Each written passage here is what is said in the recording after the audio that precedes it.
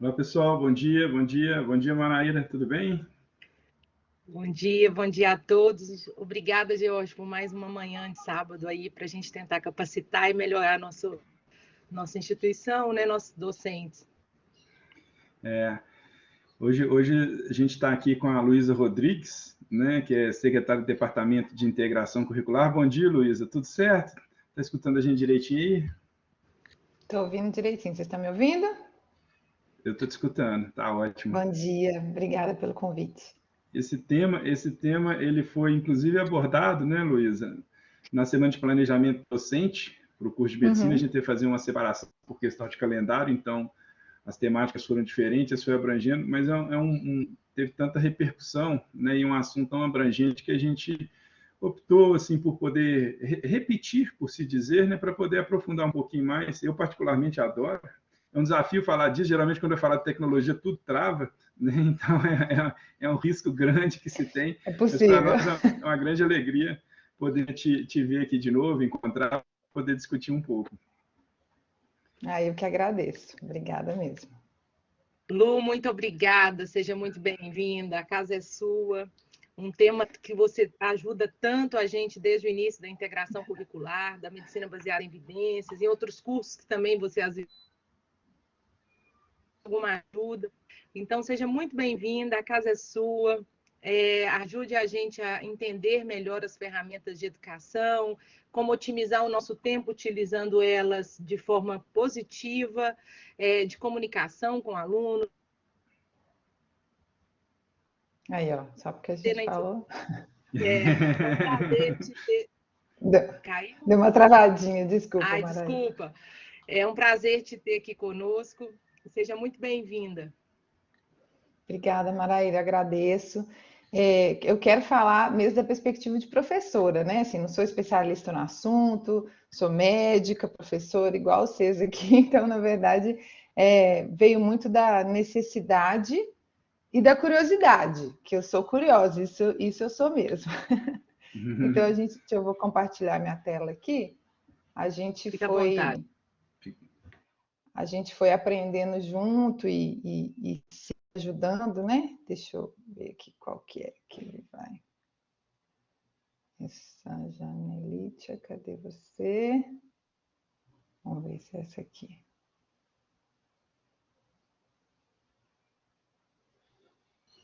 Aí. Perfeito. Estão vendo minha tela? Sim. Perfeito, Lu. Joia. Então, realmente, assim, vou trazer algumas experiências, né, que eu acumulei ao longo da docência aqui, com muito apoio da Maraíra também. Então, aí deixa eu devolver a, a gentileza que a Maraíra apoia todas as minhas ideias malucas. E isso deixa a gente muito à vontade para ser criativo, para buscar novas soluções.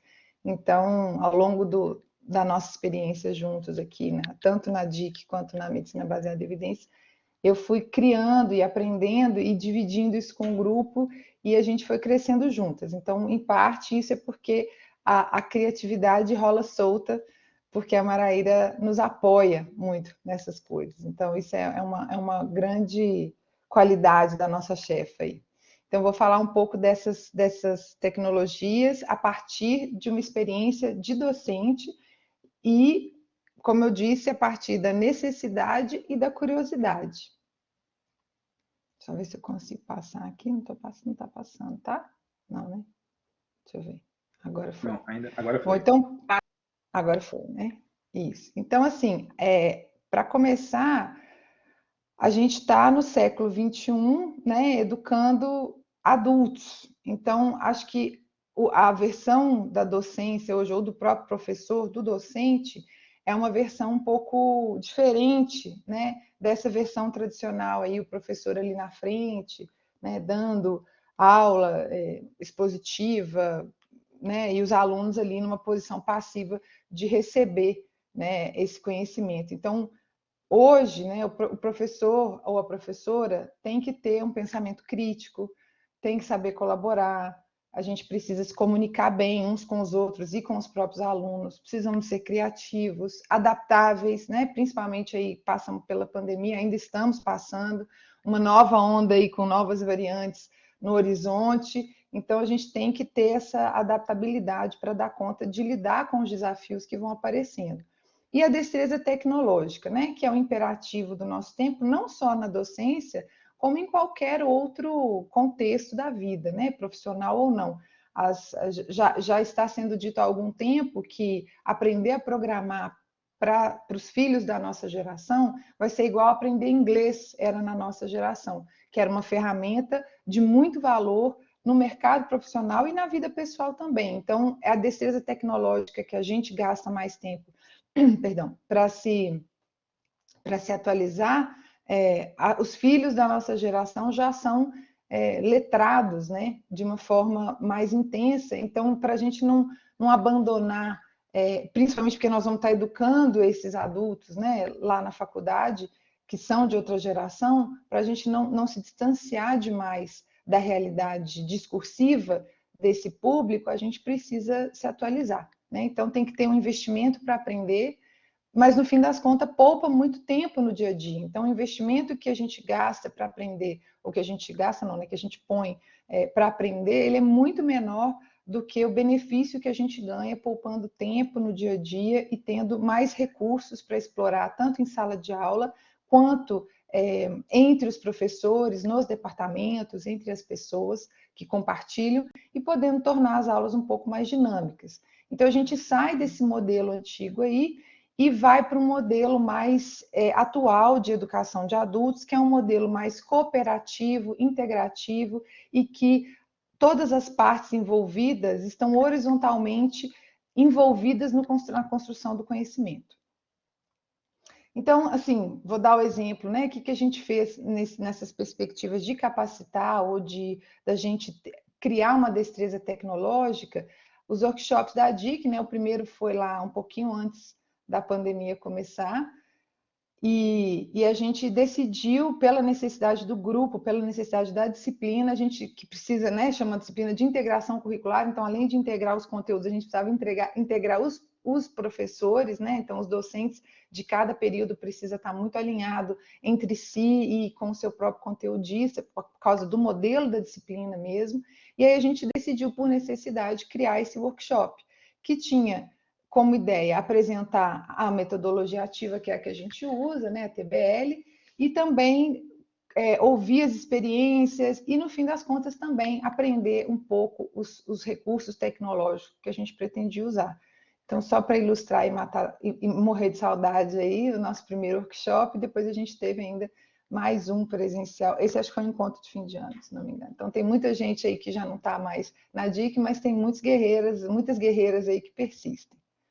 Bom, então, assim, para nós docentes, a gente precisa entender a importância do compartilhamento em tempo real de conteúdos. É aquela coisa de mandar e-mail com um arquivo, o outro corrige, depois o outro vê, Isso faz duplicidade de versões, atrasa muito a visualização, né, das contribuições uns dos outros. Então, o Google Drive é uma ferramenta que a gente tem lá no nosso G Suite, né, está aqui nessa bolinha.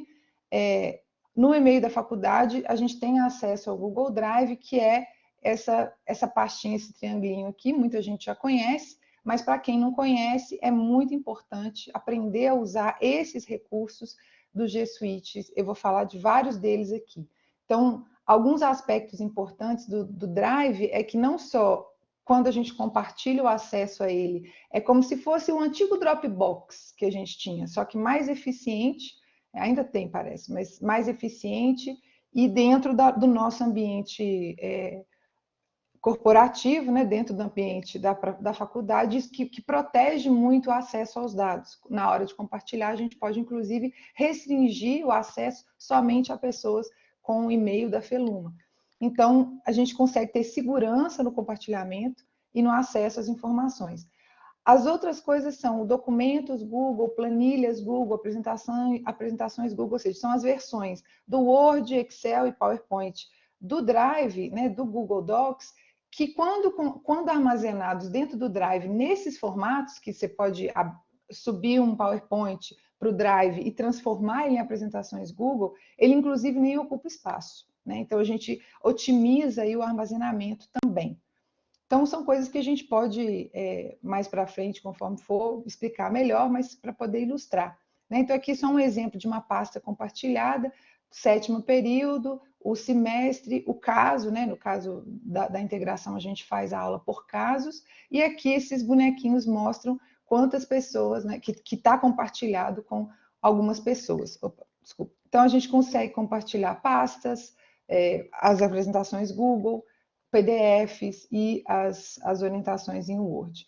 Então, é importante uma ferramenta que alguns professores ainda não conhecem ou não têm destreza e que vale a pena... É relativamente simples, uma vez que você começa a usar, você não para mais. Então, quem não tem ainda destreza, vamos adquirir, que não é difícil e é muito útil. Bom, e aí nas metodologias ativas, a gente acaba né, usando o Team-Based Learning, que inclusive eu exportei essa metodologia para as minhas aulas na MBE também, na Medicina Baseada em Evidência, porque eu acho que naquele modelo novo, né, novo não, né, mas assim, naquele modelo contemporâneo de educação de adultos, em que a gente tem todo mundo ali contribuindo, né, para a construção do conhecimento, eu acho que não faz sentido mais fazer aula expositiva, né? Eu acho que isso é uma mudança de cultura que aos pouquinhos vai acontecendo, mas que favorece muito o aprendizado das pessoas, né, dos alunos e das alunas, e eu acho que a gente precisa prestar mais atenção nessas metodologias, principalmente no ensino de adultos, principalmente no ensino da saúde. Então, o Team-Based Learning, basicamente, tem uma fase de preparação, em que é um estudo individual, uma fase 2, que é a garantia do preparo em classe, em que a gente tem o teste individual e em grupo, né? O trabalho em equipe, o feedback, a aplicação do aprendizado na discussão do grupo. Então, essa parte aí, né, da fase 2 em diante acontece em sala de aula. E isso pode ser tanto no virtual quanto no presencial. Então, TBL no AVA, no virtual, a gente tem a fase 1, um estudo individual, um questionário no AVA, fase 2, uma aula síncrona em que se apresenta o caso clínico e vai ter discussão de grupo, que pode ser dividido no Collaborate, né? A gente consegue fazer grupos dedicados, como a gente tem no Zoom, a gente tem também no Blackboard Collaborate, que é a nossa ferramenta. E na fase 3, uma aplicação dos conceitos, em que a gente traz de novo os grupos para discutirem entre si na resolução do caso, apresentando. E aí é muito interessante que na integração, como o nosso foco é o raciocínio clínico, né, a gente está mais preocupado em como eles discutem e como eles raciocinam do que se eles chegam de fato ao diagnóstico verdadeiro, né? Por isso que nesse contexto a gente usa casos com muitas lacunas, com apresentações atípicas, para fomentar um desvio do olhar para o reconhecimento de padrões e levar os alunos, a gente usa as propostas de trabalho, as perguntas, como direcionadores do olhar deles para coisas que levantem dúvida e gerem essa discussão e essa necessidade, mas isso aqui eu não consigo explicar. E o outro vai e fala, não, mas quem sabe não é isso. E isso eles vão, às vezes eles não chegam no diagnóstico, mas a questão é, o que a gente está fornecendo? O raciocínio clínico, né? Mais do que fornecer a resposta ou o diagnóstico, o papel da integração é a gente ajudá-los a desenvolver um raciocínio clínico. Mas eu acho que isso pode fazer parte de qualquer disciplina, né? Porque falar sobre... Ontem, por exemplo, eu fiz uma aula num congresso que era para falar sobre tratamento de Covid, qual que era a melhor evidência e tal. Mais do que falar uma lista de medicamentos e de ensaios clínicos e quais foram esses efeitos, eu fiz uma aula sobre como achar a melhor evidência, né? Porque isso é mais útil, a gente entregar ferramentas ou treinar as pessoas a usarem ferramentas é melhor do que dar as respostas, né? Isso já está ficando claro do ponto de vista do ensino de adultos. É melhor eu ensinar para eles como eles buscam a melhor evidência, do que dizer para eles, ó, hoje, e daqui 15 minutos isso já mudou, hoje a melhor evidência é essa e essa. Daqui 15 minutos já não é mais. Então, é melhor falar assim, como é que você busca a melhor evidência? Só para dar um exemplo de como que essa mudança, né, pode gerar benefícios. Então, aqui só um exemplo de um questionário no AVA, que é feito previamente.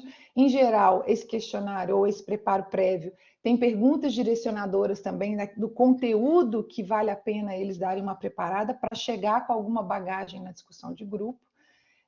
Um exemplo de aula síncrona, né, jogando vinhetas, figuras, perguntas provocadoras, charges, usando humor, né? Então, de uma certa maneira, trazer para o contexto do ensino uma certa leveza, né? E usar a imagem, que hoje nós somos Obrigada, Leandro.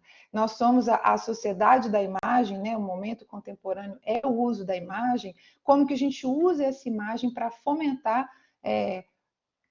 o raciocínio e o envolvimento, né, do aluno com aquele assunto, que ele possa se apropriar daquilo como seu.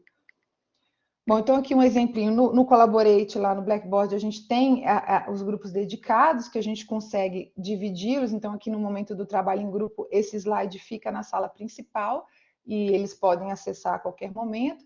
Eu estou ali como moderadora, e os alunos estão lá nos seus grupinhos, e você pode ver aqui que os microfoninhos estão abertos. Então, assim, no começo a gente estava um pouco incrédulo se isso ia funcionar, se eles iam participar. E quando a gente entra através dessa portinha aqui, a gente consegue acessar grupo por grupo, a gente vê que eles estão realmente discutindo, assim. Então, tanto que às vezes acaba, um grupo não acabou, a gente volta para o grupão, volta para a sala principal, quando a gente encerra os grupos de discussão através desse stop aqui, volta todo mundo para a sala principal, ainda tem gente falando e discutindo, e aí eles, opa, você está aqui e tal. Então é bem divertido, você vê que é dinâmico, é divertido, e eles conseguem extrair algo de ativo, né, de próprio desse momento de discussão em grupo. E na sala presencial, obviamente, é até mais fácil, mais agradável e mais proveitoso.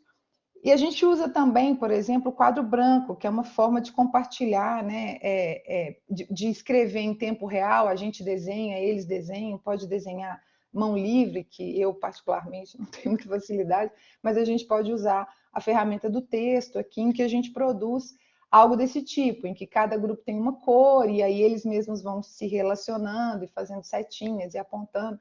Então, isso fica muito rico. Depois, a desvantagem do quadro branco no Blackboard é que a gente tem que fazer um print. Assim, você sai da tela, você sai da quadro branco, ele apaga. Então, uma outra forma de usar um quadro branco, né, sem ser lá e sem esse risco de perder, é o Jamboard.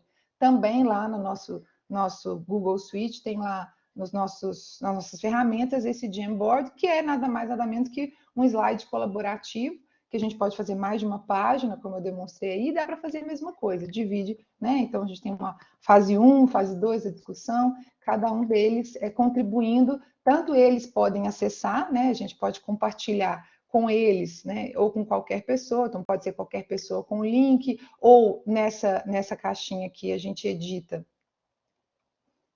aqui, nessa caixinha que a gente pode alterar e editar, que as pessoas que podem ter acesso ao link são só as pessoas da Feluma, ou só os e-mails que eu adicionar aqui em cima. Então, tem várias formas de restringir o acesso, né? Quando a gente acha que é um documento que não tem problema cair na rede, né? Como a gente fala, bota esse qualquer pessoa na internet com o link pode editar, ou eu posso, inclusive, alterar e colocar qualquer pessoa na internet com o link pode ver, né? Eu tenho muitas liberdades. Não está mais apagando, que ótimo. Melhor ainda. Então, agora o Blackboard, o quadro branco não apaga mais. Então, e o Jamboard pode ser compartilhado entre turmas também, né? Então, eu usava o recurso do Jamboard justamente para não perder o quadro branco, mas agora o Leandro está falando aí que agora não apaga mais, isso é ótimo. E dá para fazer mais de uma página também, Leandro? Como o Jamboard, se a gente quiser, ou é um por um, assim? Você contribui aqui com a gente no chat.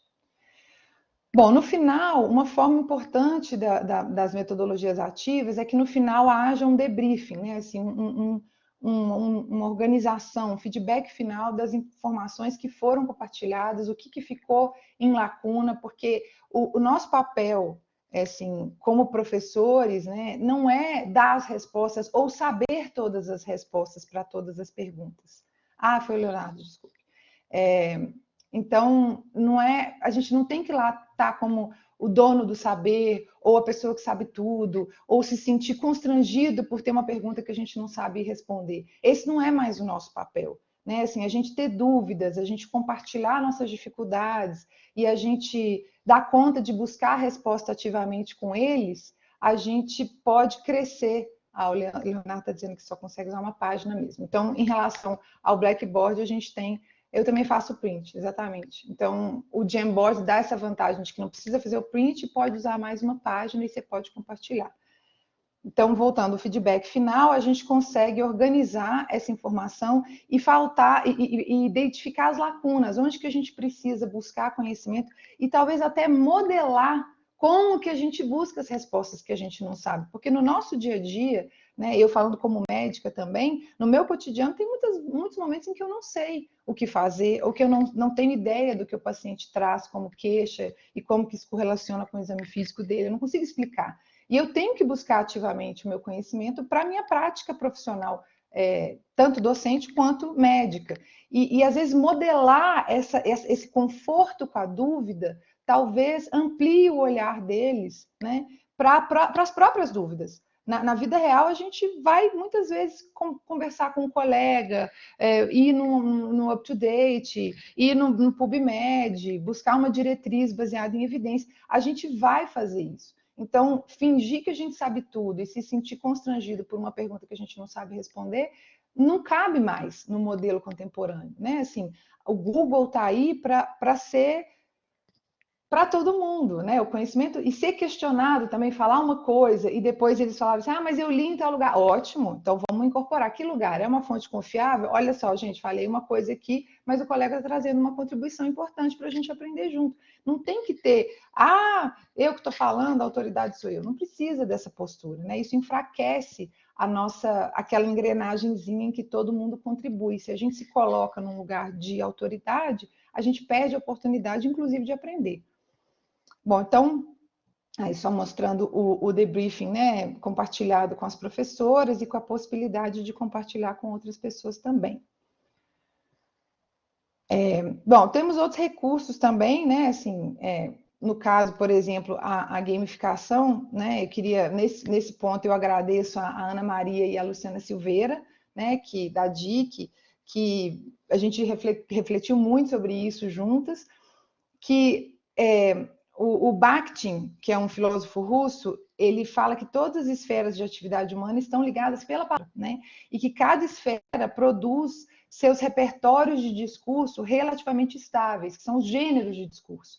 Então, na educação, a gente precisa aprender outros gêneros, mas sem cair na tiktokização do ensino superior, né? Porque o gênero de discurso do TikTok é muito específico. E aí acaba que a gente cai no edutainment, né? Que é educação ou é entretenimento. Né? E o edutainment ou o edutretenimento, né? A fusão dessas duas palavras, já é um recurso, um gênero de discurso que vem sendo estudado pelos pedagogos mais contemporâneos, em que a gente não pode esquecer que, sim, usar o humor, né, e a leveza como recurso didático tem o seu valor, mas que a educação é o objetivo, é o fim, né? E o entretenimento seria somente o veículo, a linguagem que a gente poderia usar, né, a entretenimento como sinônimo de humor e leveza. E tentar usar também a linguagem contemporânea.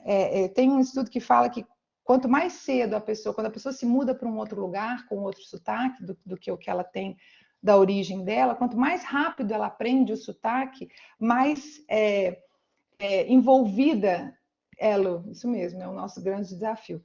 Quanto mais rápido você aprende o sotaque do lugar que você... Aprende não, porque também não é consciente, né? Em que você começa a reproduzir o sotaque e a prosódia e o ritmo da fala do lugar para o qual você se muda, mais abraçando esse lugar e mais se sentindo parte desse lugar, você né? Você está. Então, a linguagem contemporânea é a gente se sentir confortável e abraçar aquele ambiente em que nós somos um professor, mas todos eles são alunos da mesma geração. Então, é a gente chegando no ambiente da linguagem deles. E não é ficar, bro, e aí? Não é fazer essa coisa forçada e fake, que não, né, e falsa, que não é espontânea, mas aprender a linguagem deles e usar ela a nosso favor, né? como, por exemplo, os memes, né? Então, esse aí acho que a gente botou numa aula de cardio, que era, pensei que era amor, mas na verdade era síndrome coronariana aguda com supradesnivelamento do segmento ST. Então, assim, os memes são o grande gênero do discurso, né, no momento. Então, dá para trazer o meme de uma forma educativa também, né? E tem também os recursos de colaboração. Então, a gente falou um pouco dos recursos de compartilhamento de materiais, tem ainda os recursos de colaboração, como o Jamboard, que é possível de editar, né? E o Blackboard, o quadro branco lá do Collaborate, que também é possível de colaborar com os alunos. E trazer as novidades como estímulo, né? E não como objetivo, né? Elas têm que ser que nem o laser point, né? Você não pode ficar chacoalhando o laser point ali, porque isso não produz foco, né? A novidade como estímulo, ela é ali uma luzinha pontual só para chamar a atenção num determinado aspecto, sem se perder, né, no entretenimento, na tiktokização e investir em trazer a novidade como algo só para causar uma surpresa, né? Como o próprio o Augusto está dando um exemplo aí do meme que ele usou, depois a gente lê o chat. Como uma própria surpresa, né? Assim, o próprio recurso do humor, o humor se dá quando há uma revelação, há uma surpresa na lógica do que está sendo dito, na qual a surpresa se dá e você completa aquela linguagem dentro da cabeça de quem está vendo. Então, quem não viu graça num determinado aspecto é porque dentro do conjunto de ideias dessa pessoa, aquela surpresa ou não é uma surpresa ou não faz parte do repertório de ideias dessa pessoa. Então, a novidade, o humor tem isso, ele sempre traz uma quebra, né? Uma coisa nova. Leonardo, vamos deixar para o fim da aula e a gente traz essa pergunta que eu acho que ela é muito importante. Bom, então a gente tem também os games e os quizzes, né? Assim, então o Kahoot aí já é o mais antigo, mais conhecido, que a gente pode fazer perguntinhas e eles têm tempo e tem musiquinha e é bem dinâmico, mas é bem um game mesmo, é um quiz. Tem as plataformas colaborativas como o Padlet, que você pode fazer um mural, né? Você pode fazer listas, grades. Então, isso também é quando as pessoas convidadas têm acesso, por exemplo, ao mural, o que eu mais uso é o mural. Elas começam a colocar coisas nas colunas respectivas e vai aparecendo ao mesmo tempo, né? É uma ferramenta de construção colaborativa em tempo real, que é muito interessante também. Todos esses programas têm versões gratuitas, com menos recursos, e versões pagas, em geral não são muito caras, mas versões pagas com mais recursos. E a gente tem outras plataformas de ensino à distância, né? Então, por exemplo, o Socrative Pro, que é tanto para educação em escola quanto para educação superior. Tem o Nearpod, que também é uma plataforma bem completa, Nearpod, desculpa, que também tem aulas, vídeos, você tem uma trilha do aluno, então vai aparecendo onde que ele não viu, onde que ele viu, onde ele falhou, onde que ele repetiu. Então, é quase que substitui aí o professor nesse sentido de padronização do acompanhamento desse momento acadêmico, né? Tem também o Google Classroom, que também é antigo, aí mostrando a nossa sala de aula do workshop da DIC. E até o Minecraft. Então, assim, a gente chega até as plataformas de jogo em que criam recursos para educadores, né? Nessa tentativa de trazer, aí mais para criança pequena, mas de trazer o professor para o universo de linguagem dos alunos e alunas.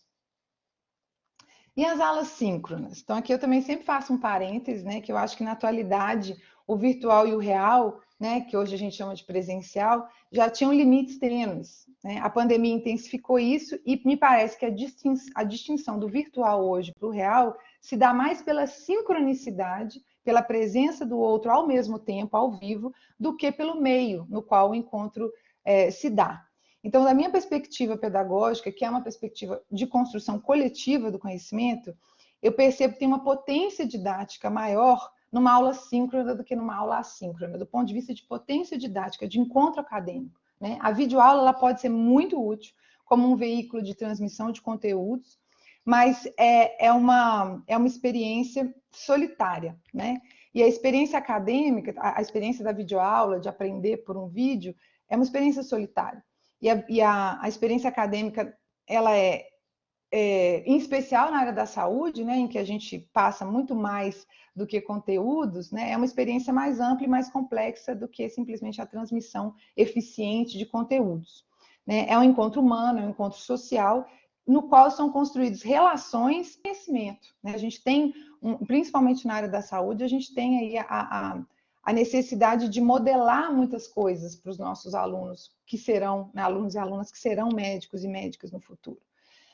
Mas, enfim, a sincronicidade, então, da aula, e inclusive no presencial, né, a gente fomenta uma dimensão da experiência acadêmica que a aula online ou a aula gravada não alcança. Mas, dito isso, né, às vezes a gente ainda precisa gravar umas aulas e, além do suporte do Hub da faculdade, temos também ferramentas para conseguir fazer umas aulinhas legais em casa, né, quando for necessário.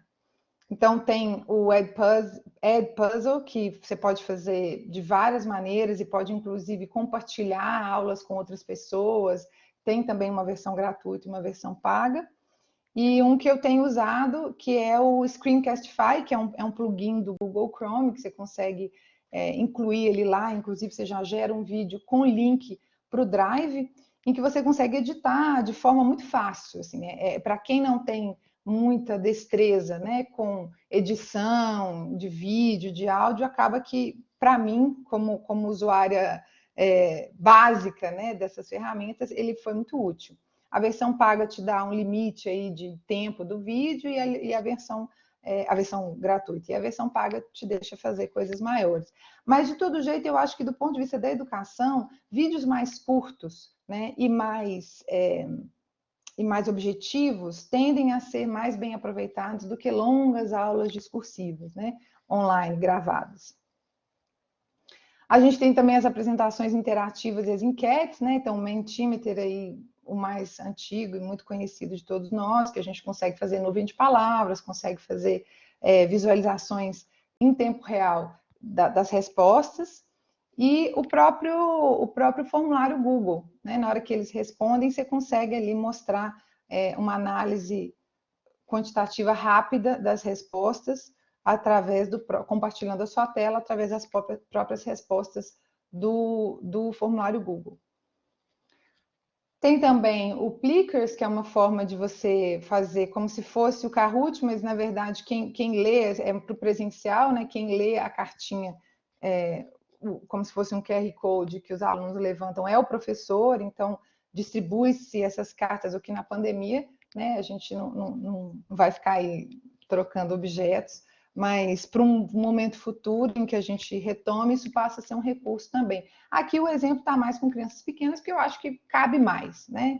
Mas para adultos pode até ser um recurso, que eu acho que dá uma certa atividade de ter que levantar o braço e não ficar o tempo todo no celular, que eu acho que é um grande desafio nosso, que é esse permeio da presença do celular, do tablet e do computador ali como anteparo na relação do próprio aluno com os seus colegas e conosco, com os professores, os docentes e as docentes. No pós-aula, né, às vezes sobra um restinho, um assunto, alguma dúvida que não deu tempo de abordar, tem um fórum que a gente pode usar. Não há um hábito, assim, na minha experiência, os alunos não acessam muito, assim, dificilmente, nem para postar pergunta, nem para ver respostas que, porventura, a gente tenha postado lá. Então, talvez seja um recurso aí subutilizado de alguma maneira, ou talvez não muito atraente. E aí a gente precisa pensar na solução de como transformar esse recurso numa coisa mais atraente, mais utilizada. E, por fim, mas não menos importante, né, voltando na liberdade que a Maraíra nos dá para criar, né, a gente criou métodos alternativos de avaliação na integração principalmente, mas que podem, obviamente, se expandir para outras disciplinas, né? A prova gincana, por exemplo, que a gente criou, e a sala de aula invertida, que já é um modelo conhecido, mas que a gente explorou ele bastante, integração. Inclusive, quando a gente fez a sala de aula invertida, alguns alunos, quando isso foi avaliação, eles inclusive usaram alguns jargões que eu uso em sala, assim, algumas perguntas, umas piadas que eu faço, e eu achei divertido, assim, que eles fizeram uma sala de aula invertida como se eles fossem eu mesmo, né? E não como... Então, achei interessante, quer dizer, eles estão ouvindo mais do que a gente pensa, eles prestam atenção, eles pegam suas piadas, eles te escutam do jeito deles e interagem do jeito deles, cada um à sua forma, uns mais, outros menos, mas eu achei muito curioso isso, que eles, inclusive, botaram alguns slides que eu uso em toda a aula e tal, foi muito interessante. E a prova gincana foi uma ideia que a gente teve num momento que a gente precisava garantir uma avaliação em grupo, né, que não fosse, porque na pandemia, com tudo online, a gente perdia realmente a possibilidade, acabava que cada um fazia um pedaço, e, enfim, não tinha, como as provas todas acabavam sendo em grupo, pelo WhatsApp. E aí a gente fez um caso surpresa, né, a gente dava um tema antes, eles faziam tinha um caso surpresa, que a gente lia na hora, eles eram sorteados aleatoriamente ali na frente, o grupo e o aluno, e eles tinham 15 minutos para discutir, e aí era tipo aquele jogo do milhão, não sei como é, que pede ajuda para os universitários, não pede e tal. Então, a pessoa sorteada do grupo, ela era porta-voz do grupo, e se ela recorresse a outra pessoa do grupo, isso tinha uma penalidade em pontos de gincana, e lá na frente a gente transformava esses pontos de gincana em pontos de prova. Então foi assim, eles ficaram tensos e tal, foi um pouco nervoso, mas foi divertido e em geral eles foram muito bem. E depois da resposta a gente dava alguns minutos para um comentário, né? Que aí um grupo tinha que fazer um comentário pertinente. E muitas vezes essa pertinência é algo que eles tinham dificuldade de entender o que era um comentário pertinente. Então a gente teve alguns percalços, mas foi uma prova divertida, interativa, verdadeiramente grupo, assim, dava para ver quem do grupo estava realmente preparado, quem não estava, os grupos que cobraram de todos os seus participantes que se preparassem da mesma forma, porque esse é um papel do grupo, né? E aí, né, só ilustrando aqui a tabelinha de como que a gente fez os sorteios, os pontos, etc. Foi muito interessante. É isso, gente. Obrigada. Está aberto aí para comentários e perguntas. Acho que já tinha uma pergunta aqui do Leonardo. Deixa eu ver aqui que ele falava. Ei, Lu. Ei, Maraída. Muito obrigada. Você Obrigada traz a vocês. essa destreza num assunto que é novidade para todo mundo, né? Mesmo que a gente já tenha 2 anos de pandemia, a reinvenção ela é contínua. E, e essa necessidade de integrar professor com professor, professor com aluno e aluno com aluno, e todos no meio da instituição, foi a maneira, com a tecnologia, foi a maneira fácil de a gente inovar, não mais fácil, mas mais produtiva na inovação da educação. Muito obrigada. É um prazer, eu sinto abençoado. Obrigada a vocês, gente. Muito interessante, Luiz. É um prazer te escutar. Eu poderia ficar horas vendo essas tecnologias, né? Então já coloco até proposta para outros momentos, outros pontos.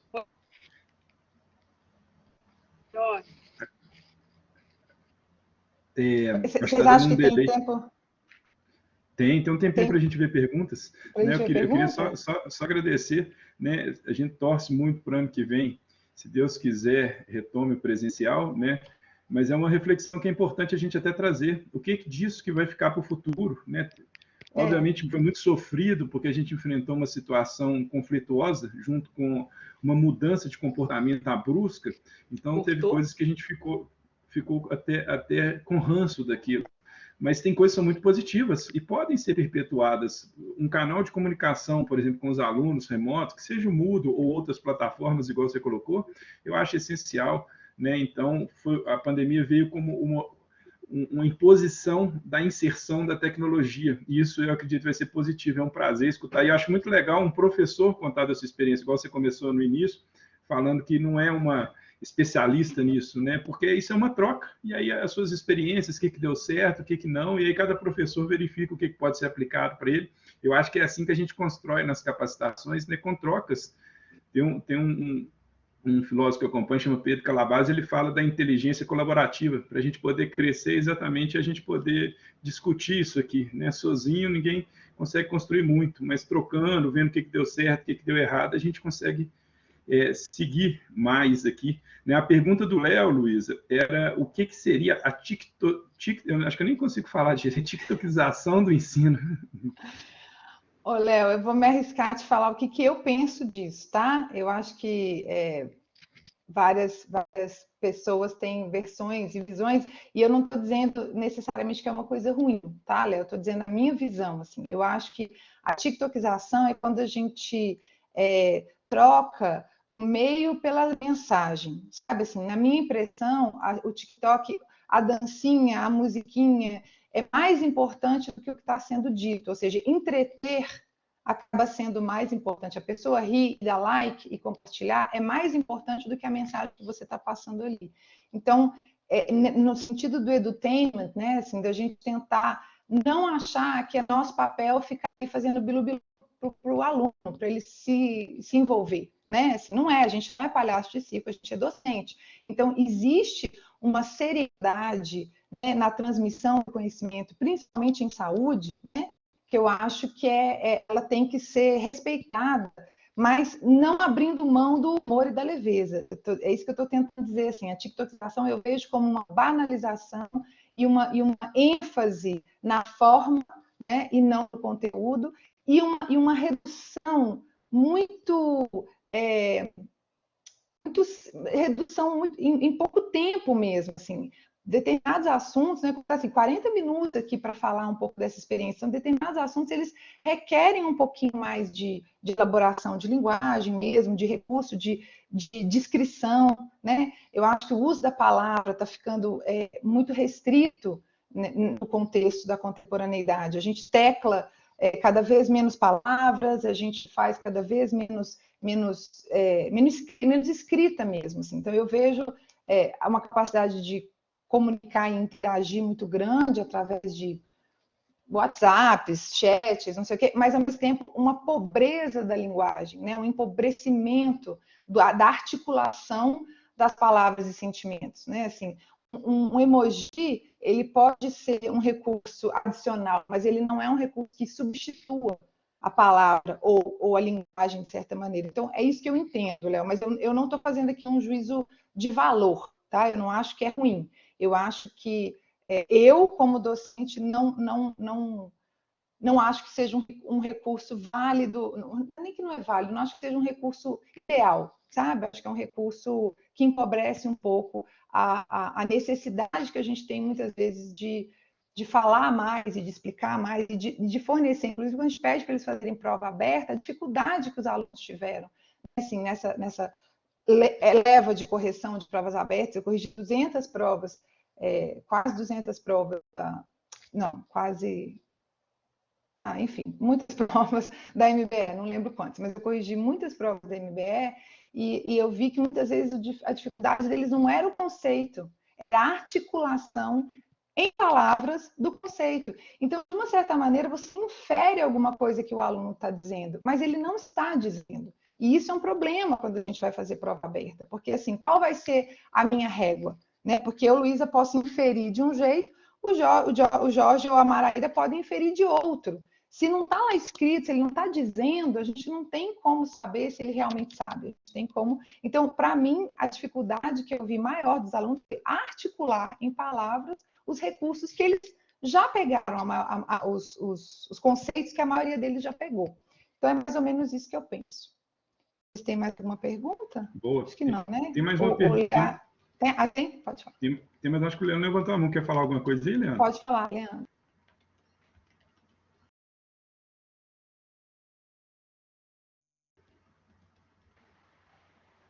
Oi, gente, tá escutando aí? Que eu tô com um pouquinho de problema de transmissão. Estou escutando. Alô? Tá escutando? Ok. Ô, Luísa, parabéns aí pela sua exposição. Eu gostei muito da forma como você abordou as questões. É comum com você aí sobre a questão da tiktokização, né? Eu acho que assim, os recursos ali, apesar de serem audiovisuais, né, multimídias, eu acho que o problema está muito relacionado com a falta de uma profundidade, né, no que está sendo a ideia de ser passado. Eu gostei muito tanto dessa exposição sua aqui de hoje, que eu queria te fazer um convite em nome do NER, que é o Núcleo de Ensino Remoto, qual eu coordeno, para a gente fazer uma produção, tá? Transformar essa exposição sua de hoje aí em uma série dentro de um projeto que a gente tem que chama 5 Minutos para Aprender. E, então, queria te fazer esse convite aqui. Espero que você aceite para a gente começar aí uma eventual produção. Fico honrada, aceito com muito prazer. Obrigada. Legal. E Honrado mesmo. eu vou querer assistir isso aí. Tem uma pergunta do Vou Fábio, colocar você para saudado. participar também, viu, Jorge? Pode ficar Ah, não, tranquilo. bora, vamos junto. Obrigado, viu, Luiz? O Obrigada a Flávio vocês. Santos, ele colocou aqui, como vocês utilizam a sala de aula invertida para avaliação? Ô, Lu, a Lu Silveira ainda está aí? Você quer falar, Lu? Sempre. Você que é a Não, expert nesse assunto, fala aí. Responde, por a favor, se gente você é um quiser. super time. Vocês me escutam bem? Não sei se a câmera vai aparecer Sim, direito aqui. estamos te Vamos ouvindo, ver. Lu. Um pouco amassadinha. Gente, que prazer, né? Escutar, sentir o cheirinho dessas duas queridas aí de perto, aqui de longe. Eu acho que é isso, né, Flávio? A sala de aula invertida para a gente tem sido uma ferramenta para fazer a revisão. Então, tendo em vista a nossa criatividade ou a nossa limitação de criatividade em criar os casos e apresentá-los, será que eles conseguem fazer de um jeito diferente? Então, a provocação da sala de aula invertida é, no formato que a gente tem apresentado, que eles produzam durante o tempo da aula tanto as perguntas, né, 3 perguntas já direcionadas, de um caso clínico resumido deles, para que eles consigam puxar mesmo a turma para se envolver no caso. Então, esse semestre, então, que a gente teve a possibilidade de fazer essas revisões presencialmente, foi encantador. Eu sou uma entusiasta das metodologias ativas. Eu fui fisgada por telefone pela Maraíra e eu compartilho com vocês. É isso, eu acho que é a melhor forma e é totalmente possível fazer avaliação. Deu vontade de nem fazer a gincana, porque eles produziram tanto. Falei, vocês são muito melhores que eu para poder fazer caso, né? Muito mais criativos, vocês estão todos juntos pensando. Então, esse semestre eu verdadeiramente vi times na integração curricular, sabe? Isso reflete, é automático, isso é natural, que isso se reflita nas notas excelentes que eles tiveram. Não minimizando todos os desafios que a Lu colocou aí, né? Mas eles conseguem fazer muito melhor que a gente. Luciana, obrigada pela participação. E, Leandro, eu vi seu convite aí, mas minha internet estava um pouco instável. E o importante a gente deixar aqui é trazer o que a gente usa na integração, usa nas outras metodologias, nas outras disciplinas, e saber que é possível você fazerem dessa forma nas disciplinas de vocês. Atuar da relação professor e aluno, assim como a valorização do profissional que a gente vai formar na sociedade, ter responsabilidade de quem a gente vai entregar para atender a sociedade e com leveza essa formação, com tecnologias, com inovação, mas sem acho que a Lu respondeu muito bem da tiktokização, é isso, não pode ser com alegria, pode ser com leveza, mas a essência, aquela responsabilidade de entender por inteiro uma patologia, por inteiro um curso, por inteira necessidade de uma formação preparada, falas e participações de articulação, de comunicação, de trabalho em grupo, isso aí a gente tem que manter e usar as ferramentas para para poder desenvolver isso mais nos nossos alunos. Isso é possível vocês colocarem no dia a dia das disciplinas de diferentes departamentos, nos 4 diferentes cursos que nós temos. Existem muitas ferramentas, como a Lu mostrou, o Hub, o Leandro chamando para fazer essa apresentação em 5 minutos, uma forma de ensinar e replicar isso dentro de cada disciplina, de cada realidade, de cada departamento. E o nosso NDD, o nosso maior objetivo é isso, essa troca de informação, essa troca de aprendizado, de experiências, para a gente ter o maior e melhor professor para o nosso maior objetivo, que é a formação do nosso discente adequado. Mais alguma pergunta? Luiz, eu ficaria aqui hoje a manhã inteira. E se deixar, eu falo a manhã inteira mesmo. Porque pense numa boca nervosa. Gel. Eu queria dar uns recados aqui. Primeiro, eu gostaria de pedir, aproveitando dessa questão que você levantou dos temas do NDD, deixar um questionário de avaliação que a gente sempre encaminha para poder falar o que achou, sugerir temas, né? Isso aí é uma construção que é conjunta. E aproveitando a temática que a Luísa levantou a bola, né, de tecnologia, e a gente pensando na educação do futuro, colocar aqui em primeira mão que a gente está planejando a semana de planejamento docente para o ano que vem, vai ocorrer na primeira semana de fevereiro, em breve a gente deve começar a repassar informações, mas gostaria que todos assim já planejassem, colocar na agenda para a gente já poder ir organizando esse evento, né? Eu acho que eu particularmente fico muito feliz com essas trocas, né? Sempre tem ideias que contribuem e o ensino, a aprendizagem é um desafio. E aí a gente precisa sempre estar reciclando, pensando, refletindo para tentar construir cada vez melhor. Agradeço demais, Luísa, assim, é um tema que eu adoro, então para mim é um prazer ficar te escutando aqui, Luísa. Gente, obrigada a vocês, obrigada pela escuta, obrigada pelos comentários, obrigada pelos elogios no chat, estou à disposição.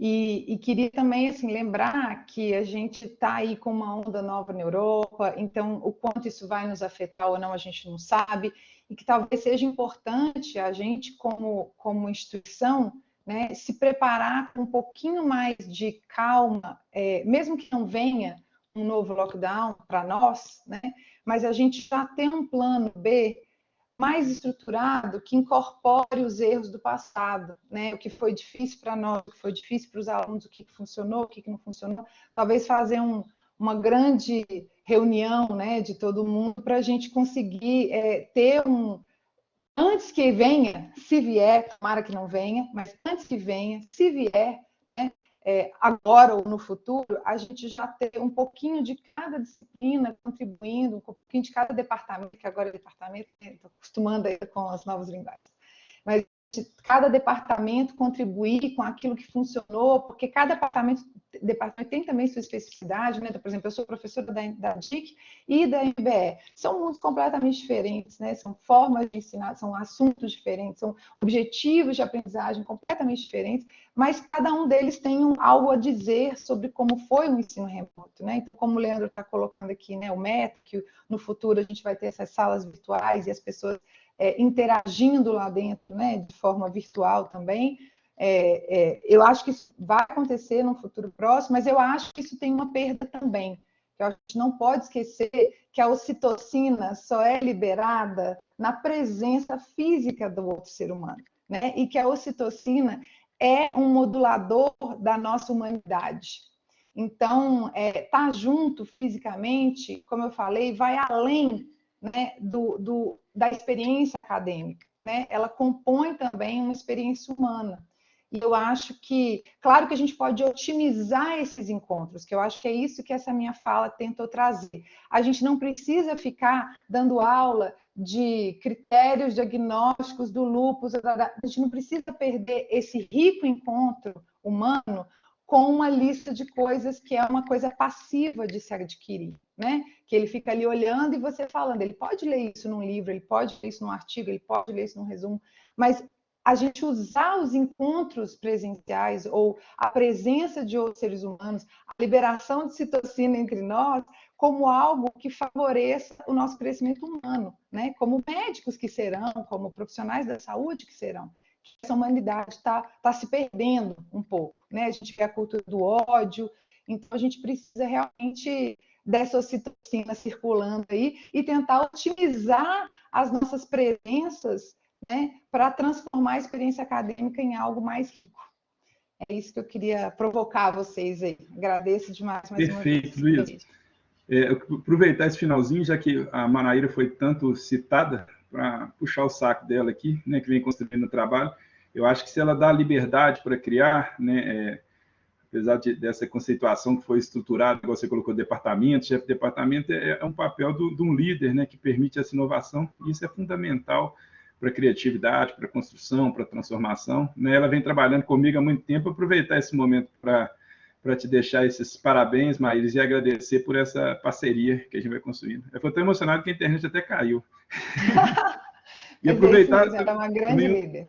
Uma última mensagem, a gente tinha mais um encontro programado do NDD para o mês que vem, mas a gente achou melhor fazer ele assíncrono, por causa da sobrecarga que a gente fica no final do semestre, né? Próximo semestre a gente vai repensar essa distribuição.